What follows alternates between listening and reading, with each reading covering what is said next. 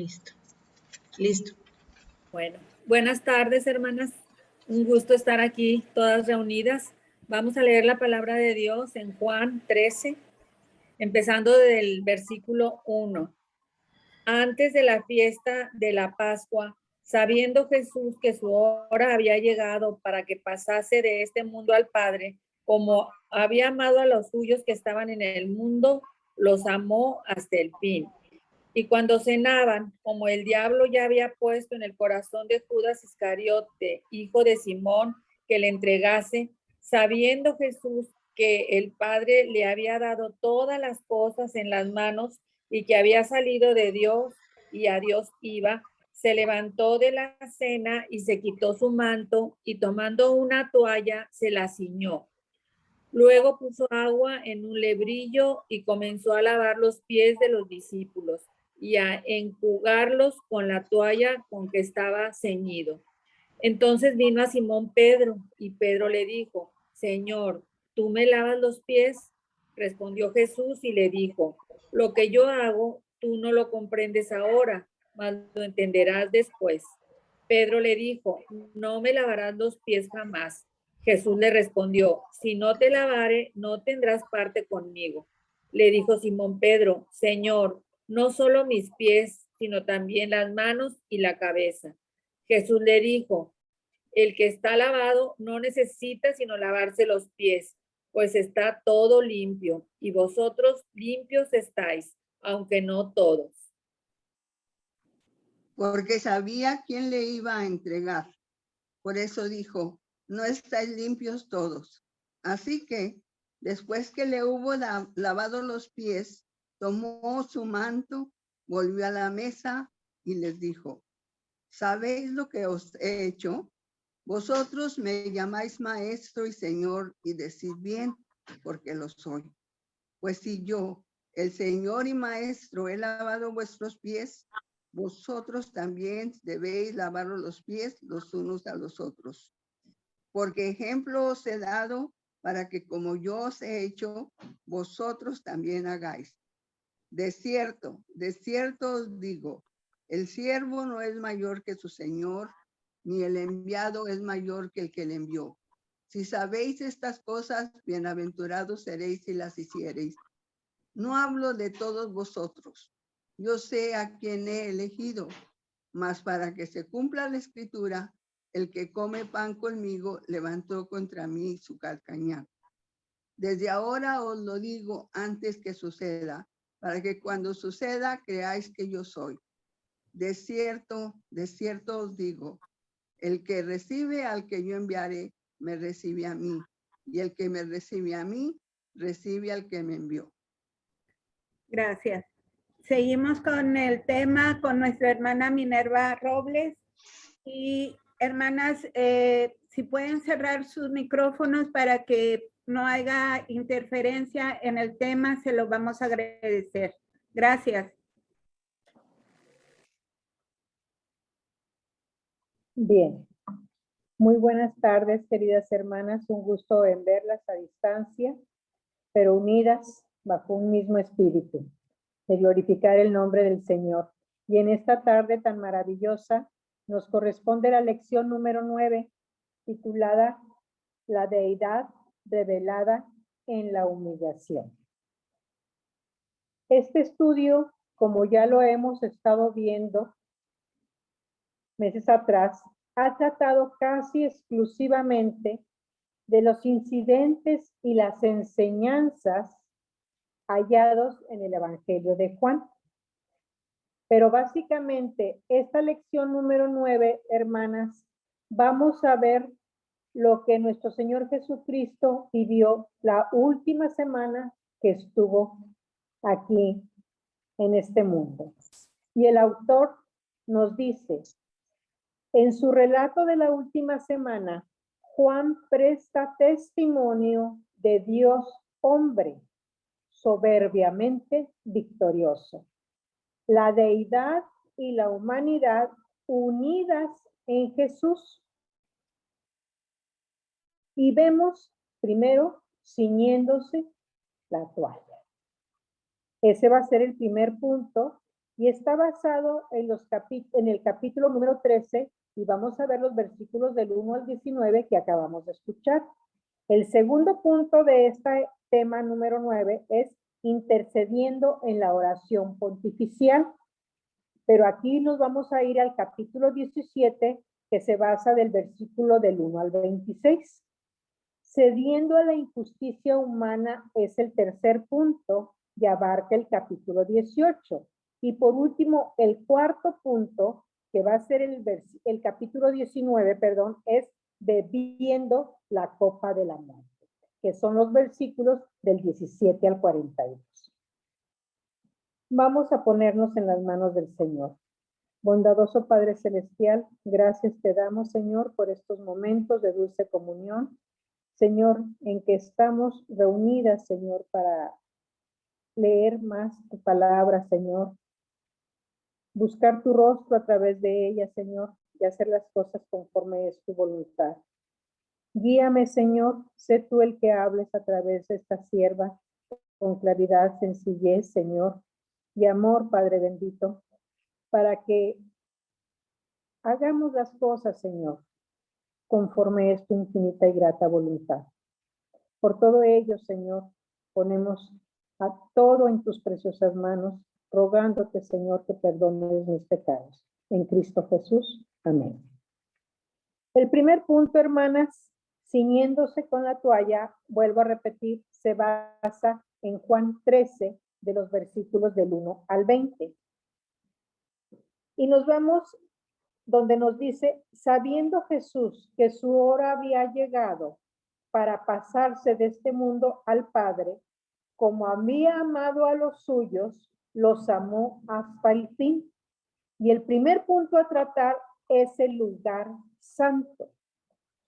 El autor nos dice que el aposento alto, ahí fue donde el Espíritu Santo vino sobre sus discípulos y los preparó para iniciar la misión de la conquista mundial en el nombre de Jesús. Ahora vamos a ver los versículos del 3 al 17. Lo titula La humildad demostrada. Humildad. Bien, nunca fue demostrada tan hermosamente la deidad que cuando Jesús, ciñéndose con la toalla, lavó los pies de sus discípulos. El divino se agachó, ¿sí? Jesús se agachó, se inclinó para responder a la necesidad humana. Jesús se exaltó cuando se humilló a fin de honrar a sus discípulos. Vamos a ver qué nos dice la palabra del Señor sobre la humildad. ¿Puede leer alguien Mateo 23:12? Mateo 23:12. Sí, aquí lo tengo. Dice así, porque el que se enaltece será humillado y el que se humilla será enaltecido. Gracias, Che. Lucas 18:14. Yo lo tengo, hermana. Dice, os digo que este descendió a su casa justificado antes que el otro, porque cualquiera que se enaltece será humillado y el que se humilla será enaltecido. Amén. Gracias, Asenet. Hermanas, sabemos, ya hemos escuchado muchas veces la parábola del trigo y la cizaña, o la parábola de la cizaña, o la parábola del bien y del mal, como ustedes quieran calificarlo. La humildad, sabemos, embellece el rostro, embellece a las personas. Pero aquí estamos hablando de la cizaña y el trigo. La cizaña sabemos que es un tallito que desde la base hasta arriba es recto completamente. Esa es la cizaña y simboliza el orgullo. En cambio, el trigo, similar a la cizaña, es igual, crece igual, es recto, delgado, pero en la parte superior el trigo tiende a doblarse. puede doblarse su parte superior y muchas veces hasta doblarse hasta el piso. Simboliza el trigo, la humildad.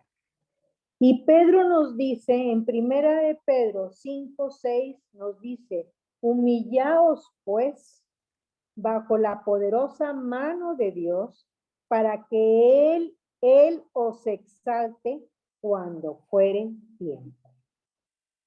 Jesús reveló la importancia del espíritu de servicio en el corazón de los cristianos, en el cual el bienestar de otros ha de tomar precedencia.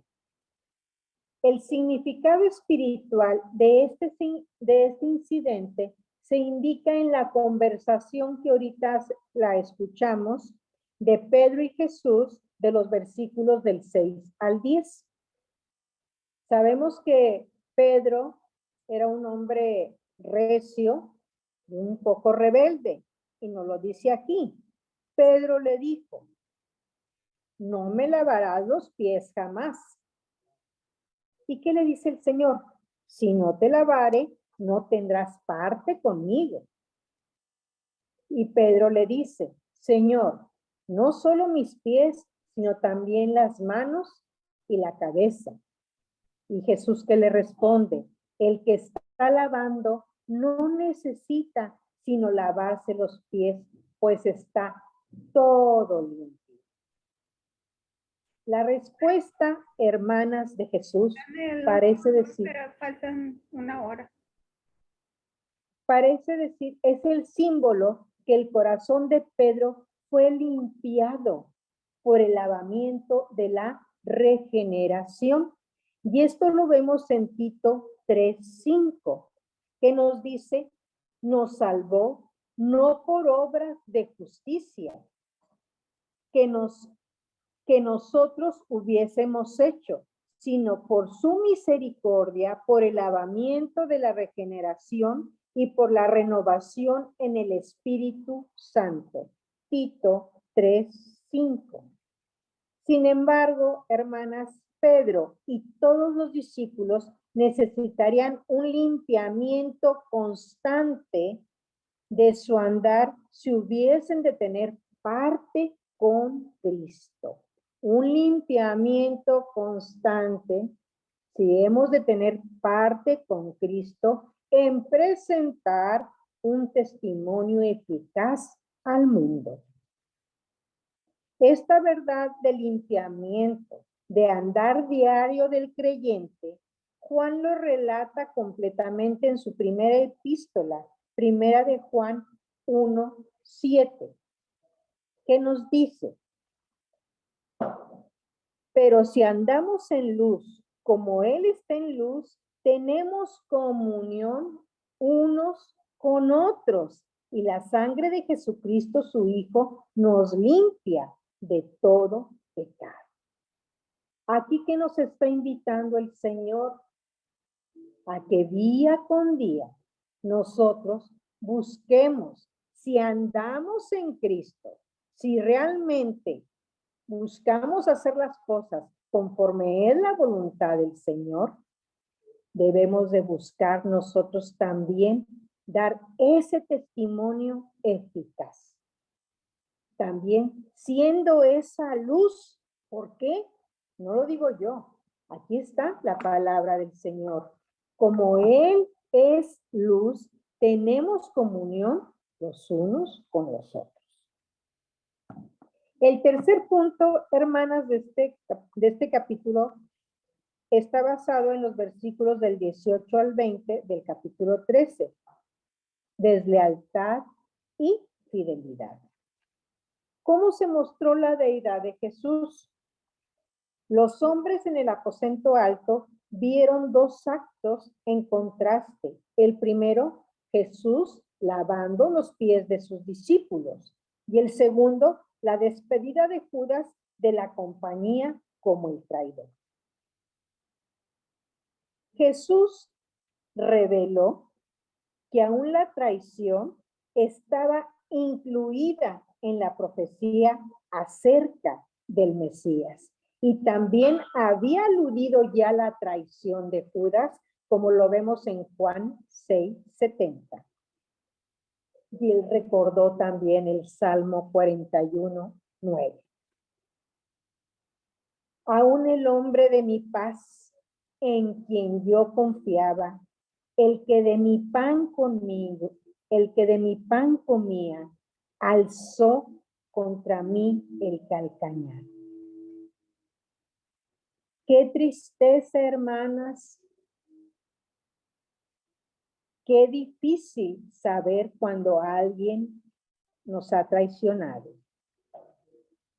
Espero que ninguna haya pasado por una situación así, pero es muy desagradable cuando vemos la infidelidad de una persona que la consideramos fiel, una persona a la cual apreciamos y queremos, y nos damos cuenta o que habla a espaldas de nosotros, se mofan, se burlan, critican, en fin, todo lo que no agrada al Señor lo realiza. Recordemos, como nos dice el Señor en su palabra, lo que emana del corazón sale por la boca. Debemos de tener cuidado, hermanas, y más como hijas del Señor. No debe de haber en nosotros esos pensamientos y más esas acciones, porque no es del Señor. Los hombres en el aposento alto vieron dos actos en contraste. El primero, Jesús lavando los pies de sus discípulos, y el segundo, la despedida de Judas de la compañía como el traidor. Ya lo mencionamos hace un momento, pero Jesús dijo, ¿por qué estaba todo esto? Lo estaba haciendo porque estaba previniendo a sus discípulos para que cuando sucediera todo esto, creáis que yo soy.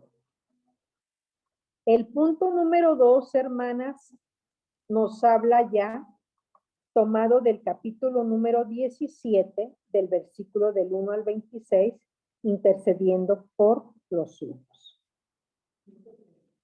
Si este relato que estamos viendo solo hubiese sido conservado y todo el resto del Evangelio de Juan perdido, parecía que los hombres tendrían o podían haber podido saber que Jesús era Dios. Jesús comprendió a todos los creyentes de todos los siglos, hermanas. Aún hoy, siglo XXI, a cada uno de nosotros, Jesús ha demostrado y demostró su preocupación compasiva por toda la humanidad. ¿Por qué? Porque sabemos perfectamente bien, como nos dice Hebreos 13:8, que nos dice, Jesucristo es el mismo de ayer, de hoy y por los siglos. Nos ubicamos en tiempo presente. Jesús está con nosotros hoy, siglo XXI. Él demuestra su comprensión, su compasión por toda la humanidad. Sigue siendo el mismo. Él no cambia y es fiel. Él es fiel. Y lo vemos en el primer punto, un noble ejemplo que viene en Juan 17:1. ¿Lo pueden leer, por favor? Sí, hermana, lo leo. Estas cosas habló Jesús y levantando los ojos al cielo dijo, Padre, la hora ha llegado. Glorifica a tu Hijo para que también tu Hijo te glorifique a ti. Gracias, hermana Margarita. En el Nuevo Testamento relata 13 o más instancias específicas cuando Jesús oró. Juan relata 3 de las oraciones. Si tienen oportunidad de anotarlas, hermanas, por favor, para que tomen nota, porque es muy importante, hermanas, disfrutar de la lectura y meditar en ella cuando se trata de esa comunión directa con el Señor. Y esas 3 oraciones están basadas en Juan 11, 41 y 42. La otra está en Juan 12, 27 y 28. Y la última que nos habla Juan es Juan 17, capítulo 17 y versículos del 1 al 26. Nos dice el autor, si alguien dudaba de la oración, debemos analizar el lugar significante de ella, de la oración en el ministerio de Jesús.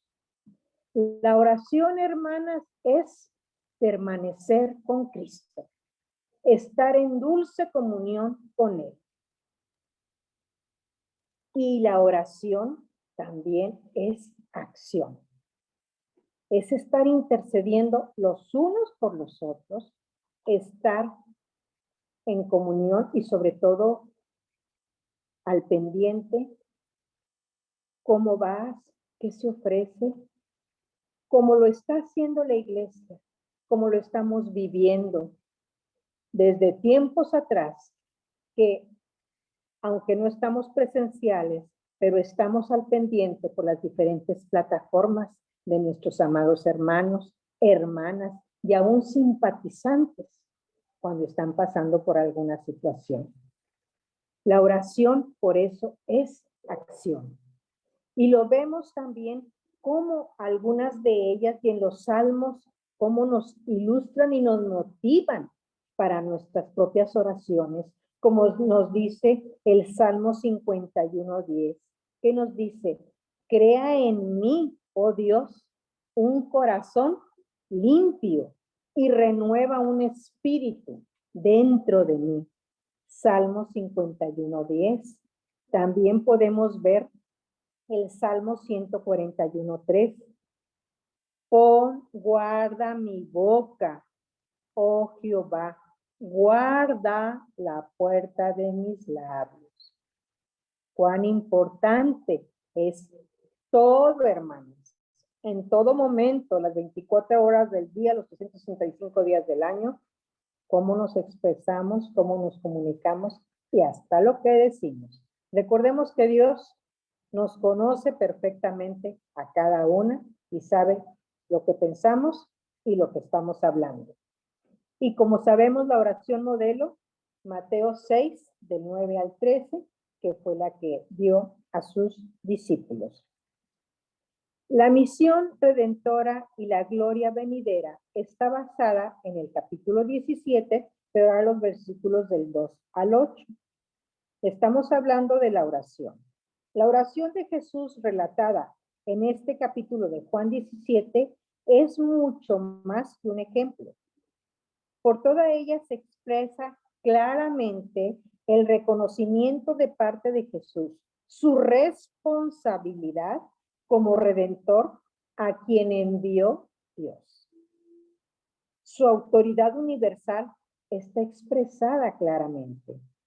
Habló de su gloria en que tenía con el Padre antes que el mundo existiera y la cual iba a recibir otra vez, como lo pueden ver en el versículo número 5.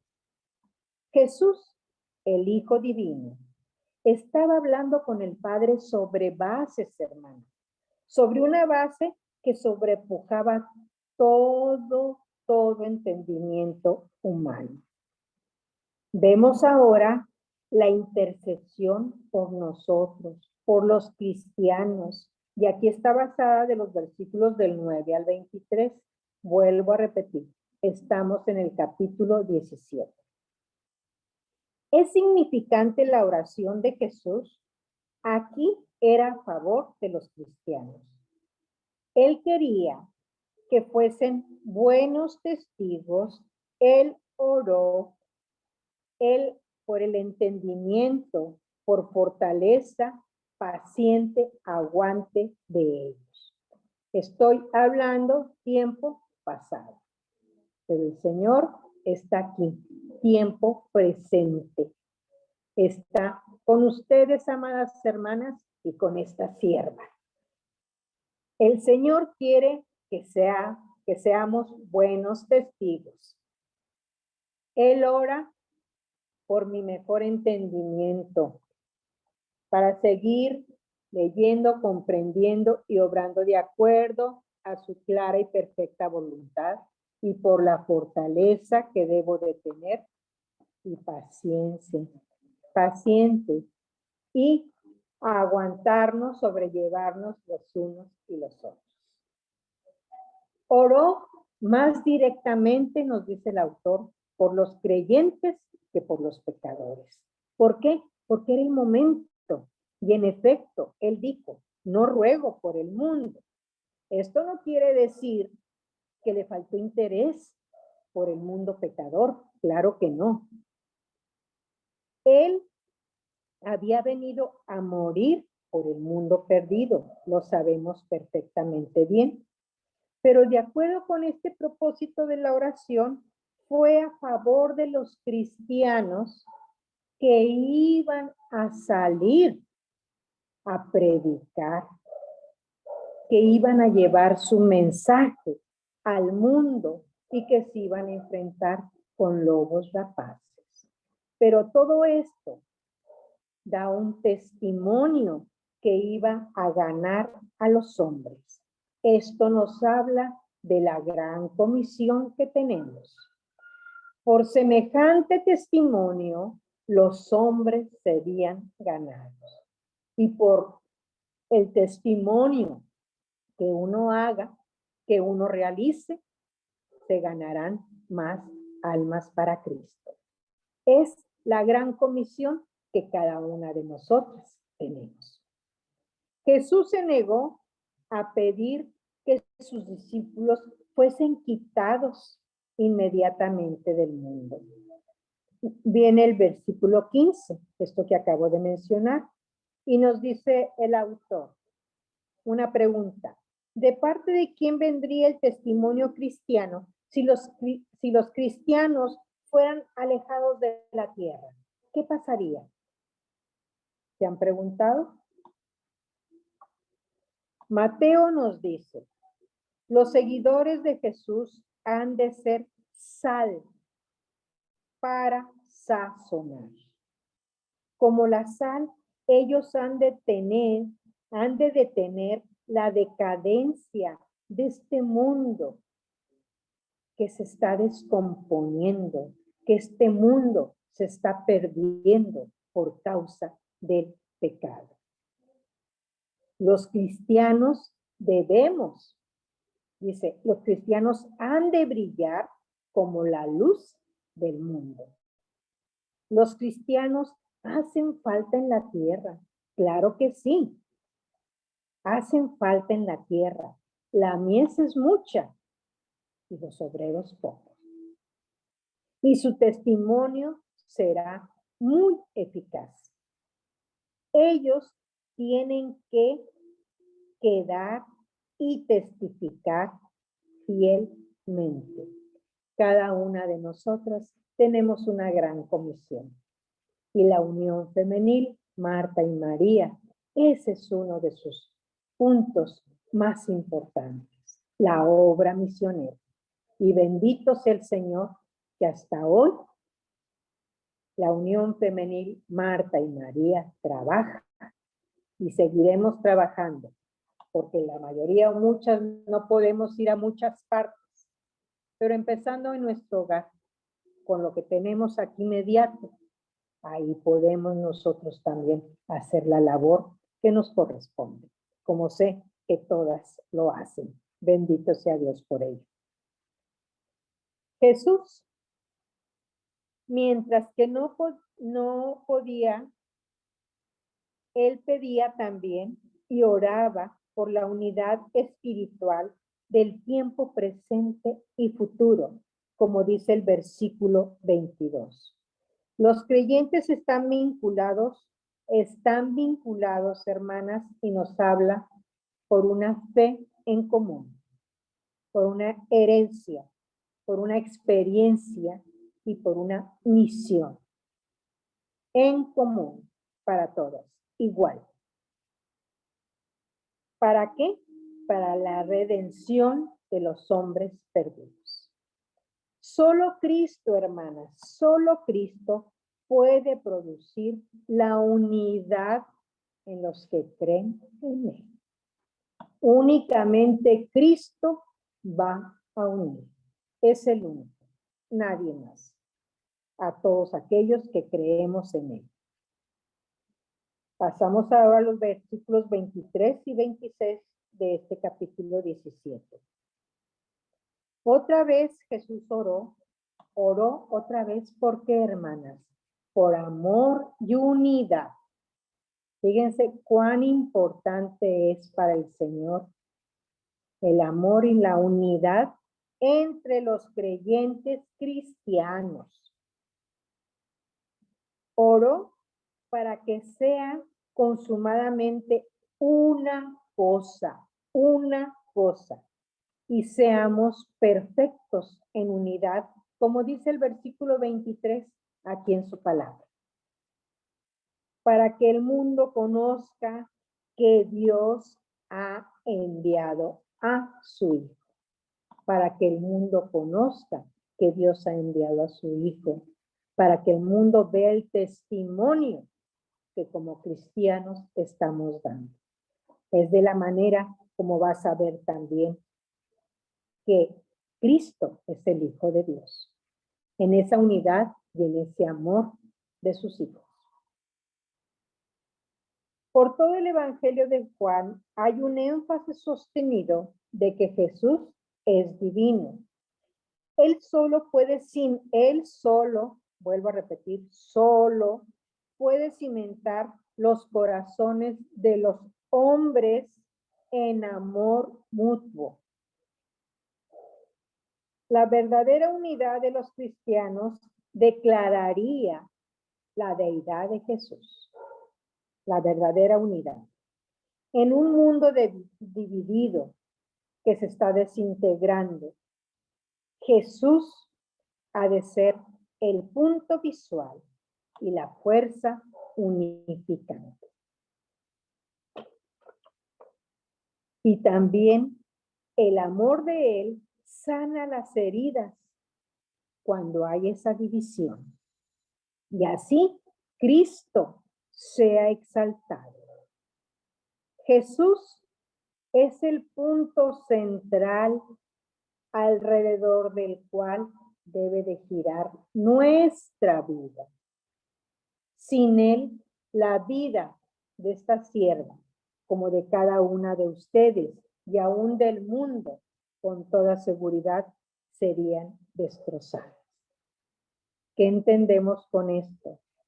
Que únicamente Cristo, que es la cabeza de la iglesia, es el único. Cuando creemos, confiamos plenamente en Él y no en los hombres. Sean pastores, sean evangelistas, sean misioneros, siendo un hombre no va a unificar una iglesia. Es Cristo, la cabeza de la iglesia. Y lo estamos viendo aquí, en su palabra. Solo Él. Y por medio de Él vamos a lograr y a tener esa unidad. Porque sin Él, vuelvo a repetir, la vida de uno y del mundo sería destrozada. O somos o no somos. Son dos caminos, hermanas, los que vamos a seguir.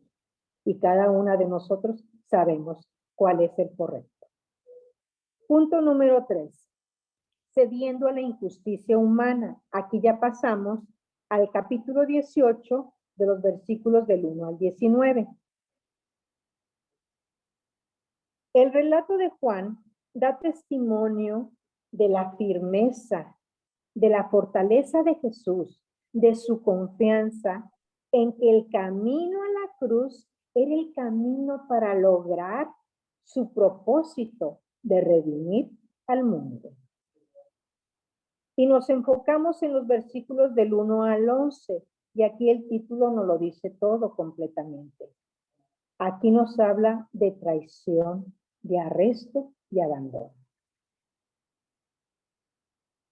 Dice, Si Jesús hubiera tenido cobardía cuando estaba en el huerto, hermanas, porque estaba en el huerto de Getsemaní con los apóstoles, cuando llegan los soldados romanos, cuando llegan ahí también los oficiales de los sacerdotes y los fariseos y Judas guiándolos,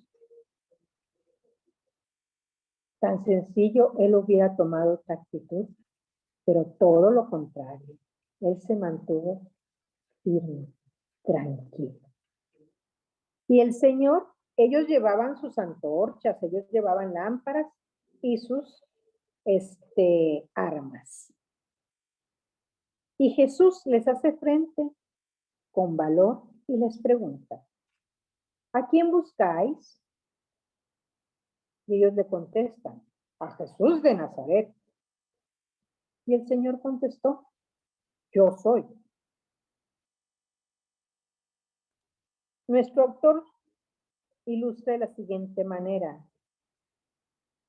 Esta actitud fue tan injusta, el acto de traición primero de Judas y la forma como se desplegó tanta gente para ir a arrestar a una persona inocente, a un hombre pacífico.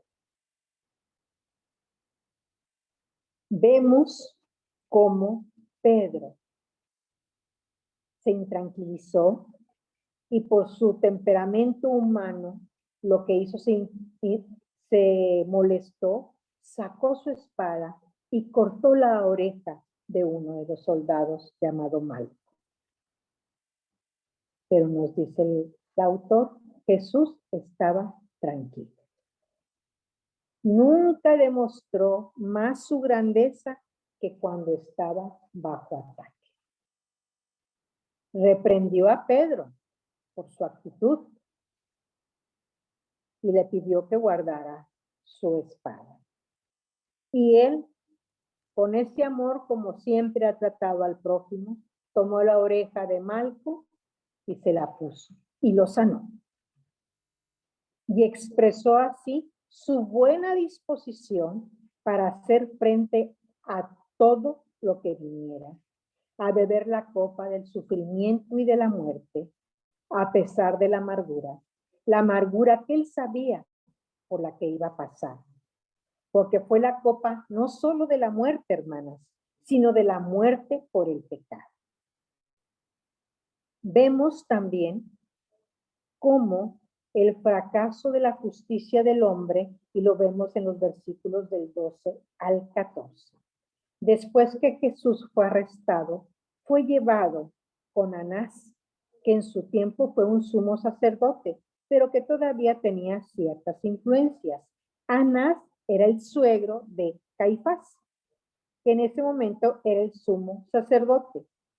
Estos no eran hombres, hermanas, con autoridad civil, todo lo contrario, eran hombres con responsabilidades eclesiásticas. Y por lo mismo deberían de ser competentes y hacer interpretaciones correctas. Jesús lo llevaron y fue interrogado y dejó la puerta abierta para que llegaran los testigos que lo habían escuchado y lo habían visto, cómo él obraba y cómo él también hablaba. Él pedía un examen honesto, justo y abierto por sus palabras y sus obras. Pero donde él estaba explicando cómo él platicaba y expresaba, compartía el mensaje del Señor, uno de los oficiales se levanta y le da una bofetada. ¿Fue injusto? Claro que sí.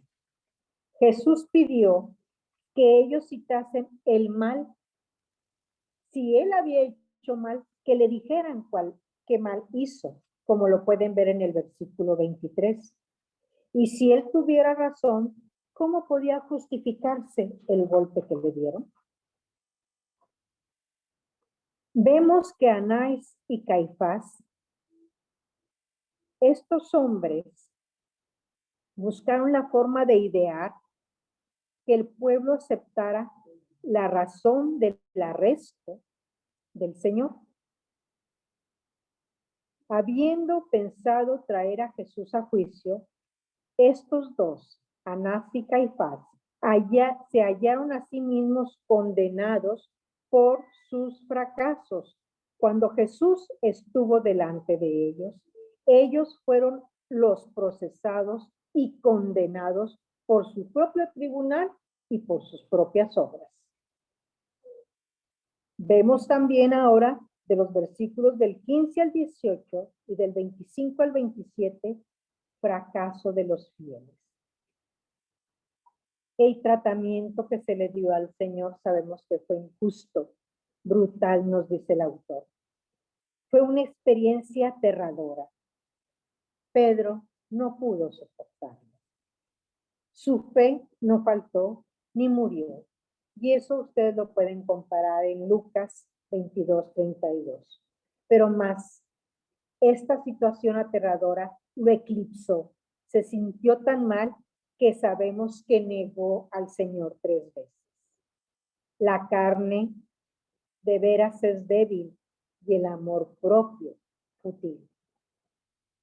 Pedro había dicho antes que moriría por Jesús, pero las cosas no parecían las mismas cuando él vio los rostros agrestes, hostiles de los oficiales, de los soldados. Pedro se sintió mal. Pedro tuvo temor. Pedro vio, máxime cuando se le acusaba directamente que era amigo de Jesús. Y estas acusaciones trajeron a él terror y también denegación en sus labios. Habiendo seguido a Jesús hasta el tribunal, Pedro se halló atrapado en una situación inesperada, donde o quedaba muy alto o caería muy abajo. Tal vez confió demasiado en sí mismo o confió demasiado en su espada, en su habilidad como espadachín, pero lamentablemente no tuvo bastante confianza en Cristo que le diera el coraje que le hacía falta.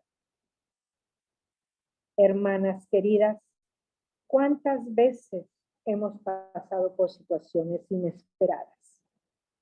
La mayoría ya tenemos edad suficiente. Hemos visto la grandeza del Señor en nuestras vidas, cómo nos ha sostenido, cómo nos ha fortalecido, cómo nos ha cuidado y protegido. Pero también ha habido situaciones inesperadas.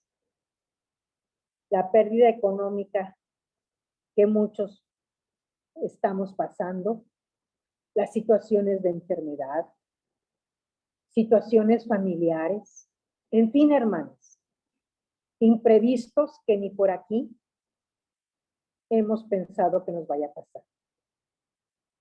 ¿Y cuál es nuestra actitud primeramente? Señor, ¿por qué a mí? Señor, ¿por qué nada más yo? Hay quienes hasta niegan y reniegan del Señor. Habiendo tenido abundantes bendiciones tiempo atrás. Qué triste. Pero el Señor aún así está con nosotros. Él aún nos restaura, nos sostiene y nos levanta. Y fue lo que pasó Pedro. Pedro, de su miserable fracaso, esto le ayudó a hacer frente a futuras pruebas con humildad y con fe. Vemos ahora el versículo 28 del capítulo 18. Inocencia condenada. El tribunal judaico no tenía poder de condenar a muerte. La corte solo podía exponer sus opiniones, mas no podían ejecutar a sus víctimas. Por eso fue llevado con Poncio Pilatos, el juez romano. Él oyó la causa de Jesús. Él obró de manera política, pero muy débil, porque él cedió al clamor humano. Él dejó de obrar responsablemente. Y él les dice, yo no hallo en él ningún delito, como lo vemos capítulo 18, versículo 38. Y Pilato, aún así, permitió que Jesús fuera condenado, que fuera a la muerte. Vemos también que Pilato buscó una entrevista privada con Jesús, la cual escuchó con interés. Jesús aceptó su soberanía, mas declaró que su reino era espiritual más bien que material. En un esfuerzo por hallar una salida a este dilema, Pilato buscó una vieja concesión romana hecha una vez en Palestina, que en la Pascua las autoridades daban oportunidad al pueblo de que nombraran a un reo que quisieran que fuera libre. Y así lo hizo Pilato con la idea que el pueblo iba a pedir la libertad de Jesús, que era un hombre inocente y que ellos lo sabían perfectamente. Era evidente su inocencia.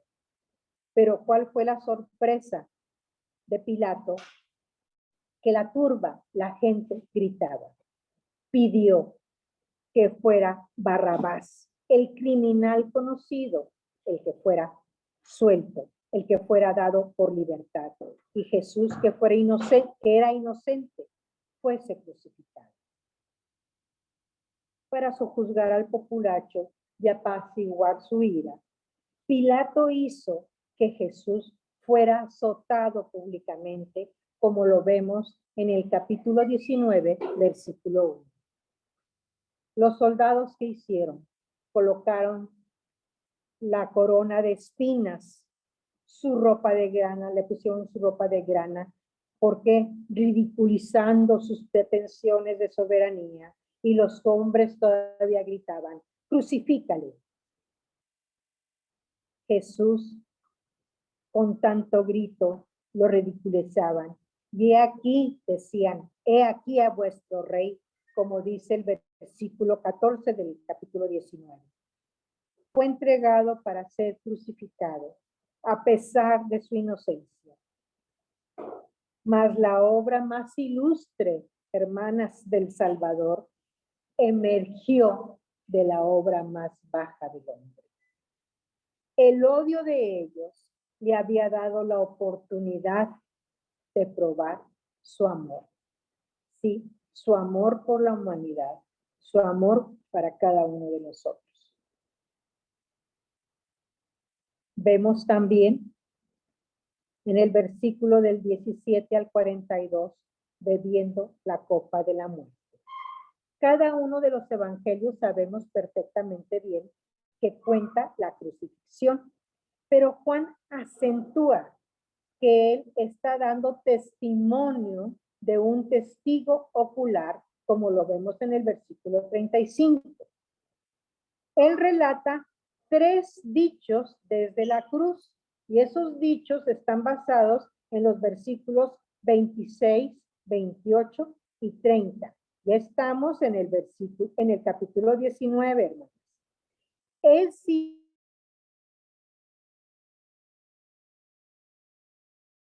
37. La primera vincula a Jesús con el Cordero Pascual, que viene en Éxodo 12:46, y la segunda cita, reconocida como mesiánica, en el Salmo 22:16. Sabemos que el Gólgota fue el lugar donde fue crucificado nuestro Señor Jesucristo. Dice aquí el autor, era un collado que tenía forma de cráneo. Ahí fue crucificado. Pilato, en burla, mandó hacer una inscripción que puso sobre la cabeza de Jesús, declarando en 3 idiomas, en hebreo, en griego y en latín. ¿Cuál fue la inscripción que mandó? Jesús Nazareno, Rey de los judíos. Los soldados, como era su costumbre, jugadores, tomaron las ropas de Jesús, las repartieron y echaban suerte sobre su túnica, como dice el Salmo 22, 18. Y vemos ya para cuando el Señor también estaba por expirar, cómo, dice, le encarga a uno de sus apóstoles, a Juan, a su madre, en una tierna preocupación por ella. Vemos ahora el grito de sed de los versículos del 28 al 30. Los evangelios sinópticos cuentan los fenómenos milagrosos del tiempo de la crucifixión, mas Juan solamente se limita a hablar de Jesús y lo que le sucedió. El error del gnosticismo. Gnosticismo, hermanas, yo busqué en el diccionario y es un contexto religioso. La gnosis es un conocimiento místico basado en la participación directa con lo divino. Bien, esto hizo que Juan diera énfasis al hecho de que Jesús era Dios en la carne, una verdad que muchos todavía tienen dificultad para aceptar. Y Juan recordó el grito, tengo sed, magnificando aquí el aspecto humano de la naturaleza de Jesús. Cuando Jesús hubo recibido el vinagre, él entregó el espíritu, como dice el versículo 30. El acto fue voluntario. Y él mismo nos dice, antes él había declarado acerca de su vida propia, tengo poder para ponerla y tengo poder para volverla a tomar. Juan 10, 18. Jesús declarado muerto. Vemos aquí los versículos 31 al 37 del capítulo 19. Bajo la ley judaica fue necesario quitar los cuerpos de las cruces antes de la puesta del sol, pues a tal hora señalaba el comienzo del sábado, como dice el versículo 31. Vemos también cómo José de Arimatea y Nicodemo, quienes no habían mostrado antes ningún valor suficiente mientras Jesús vivía, lo mostraron ahora después de que murió. Nicodemo trajo especies aromáticas, perfumes para ungir su cuerpo, y José con el deseo de que su tumba fuese usada para sepultar a Jesús. José y Nicodemo aparentemente eran miembros del Sanedrín. Una vez Nicodemo había hablado a favor de nuestro Señor Jesucristo. En Juan 7 del 50 al 52 lo pueden ver. Mas cuando Jesús estaba en juicio ante aquel cuerpo, ni uno de estos amigos se atrevió a hablar en su defensa. La tumba nueva fue usada, hermanos, mas el Cristo crucificado que fue sepultado ahí ya había hecho hombres nuevos y valientes de estos creyentes. Y así, cuando nosotros vemos y recibimos a Cristo, es cuando viene el cambio en nuestras vidas. Somos nuevas criaturas y debemos de ser valientes para seguir adelante en la encomienda que Él nos ha dado. Como cristianas, hermanas, debemos de seguir como se ha estado haciendo en cada reunión y siempre escudriñando las Sagradas Escrituras, leyendo constantemente su palabra, para que se cree, como el Señor lo pide, ese espíritu de servicio que va a ir en un espíritu de amor, de humildad. Y seremos luz, hermanos, y daremos también un gran testimonio, un testimonio eficaz que el Señor quiere como cristianos para salir adelante con la encomienda que a cada uno nos has dado, obedeciendo su palabra. Y por último, las actividades sugeridas. Aquí viene una muy sencilla, que si lo están haciendo, hermanas, en su libreta, escribir los 4 puntos que tratamos aquí, hermanas. Y segundo, escribir las acciones o experiencias que indiquen que Jesús es Dios, es el Hijo de Dios. Pues, hermanas, ese es este punto tan hermoso, tan grande y muy profundo, la deidad revelada en la humillación. Este capítulo 9, que de veras todo este libro, como más que nada, la palabra del Señor nos ha enriquecido grandemente. Muchas gracias, hermanos, y que Dios les siga bendiciendo. Ahora, pues, vamos a pedir la oración final. Si puedes, Mari Garza, querida hermana, si nos puedes despedir en oración y decir el lema correspondiente de la unión femenina. Que Dios me las bendiga. Gracias, hermanos. Vamos a orar. Padre nuestro que estás en los cielos, Señor, gracias, Padre, por tenerte, porque tu palabra bendita nos habla de tu grandeza y a la vez, Señor, el sacrificio tan grande que tuviste que hacer por cada uno de nosotros. Guárdanos, Señor, y permite que lo que tú nos dejes aquí, Padre, podamos ser fieles sirviéndote de alguna u otra manera, Padre. Ya sabemos que los años, Padre, no son en vano y se dificultan más las cosas, pero tenemos un deseo, Señor, de hacerlo. Danos fuerzas, bendice a la femenil, bendice a tu iglesia y que podamos seguir, Padre, continuando, Señor, sirviéndote. Alabado y glorificado sea, Señor. Despídenos de esta reunión y que todos estemos bien, Padre bendito. Te lo suplicamos en el nombre de nuestro Señor Jesucristo. Amén.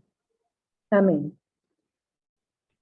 Sean Sean gratos los dichos de mi boca y la meditación de mi corazón delante de ti, oh Jehová, nuestra mía y redentor mío. Salmos 9:14.